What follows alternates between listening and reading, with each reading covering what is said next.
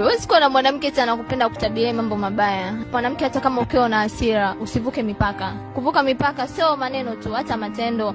Huwezi kumtamkia naomba hata uende ukapate ajali. Sijui unaelewa, kwa sababu sio vizuri. Kumbuka ni baba watoto wako au ni mpenzi wako, ni mtu ambaye upo naye karibu. Kwa mwanamke unapokuwa na hasira, jifungie chumbani ili amshirikishe Mwenyezi Mungu hasira zako. Muda mwingine inakuwa sio akili timamu. Sijui unaelewa.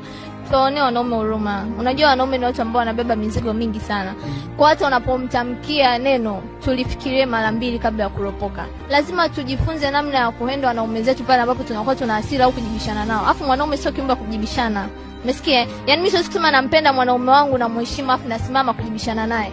Kwanza mwanaume akikukosea, hebu kwanza kaa kimya, vuta pumzi. Mwenyewe anajua hapa nimemkosea, wife atakuja mama watoto. Hivi atakuomba msamaha, lakini maneno mengi ya nini mama? Wewe ndio umewekwa ndani, wewe ndio mke, wewe ndio roho. Tulizana, mambo yanaenda taratibu.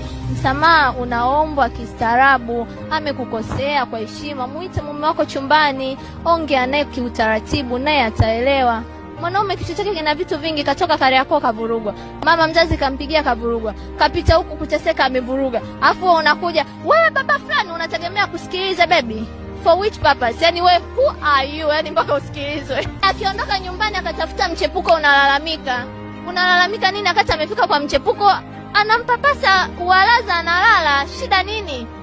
Jifunze, wanaume wanateseka jamani, tuone huruma. Kuwa hadi kuitwa baba wa familia au kichwa cha familia, yani sio kitu rahisi. Kwa wanawake tupende wanaume zetu, mara moja kumspoili, mara moja kusaidia majukumu wanaume zetu. Ndio maana unakuta mwanaume anatembea suruali imechanika, mwanamke wake kucha, makope, anavutia. Mwanaume kaa kinyago, afa kijandani tena unampigia kelele, wewe unautendelewa mbongo wewe.